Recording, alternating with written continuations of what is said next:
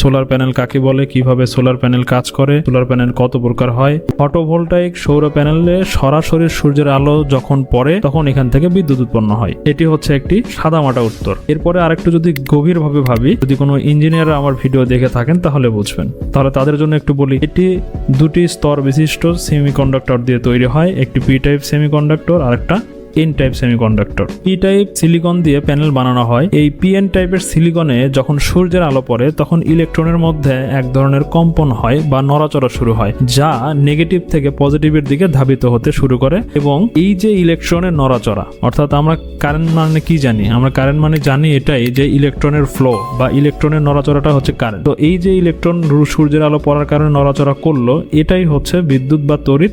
এইটা যখন আমাদের যে কানেক্টেড ডিভাইসগুলো থাকে, সেটা বাল্ব হইতে পারে, ফ্যান হইতে পারে, সেগুলো যখন চলে এর ভিতর দিয়ে তখন এগুলো প্রবাহিত হয় আর ওই জিনিসগুলো তখন চলতে থাকে।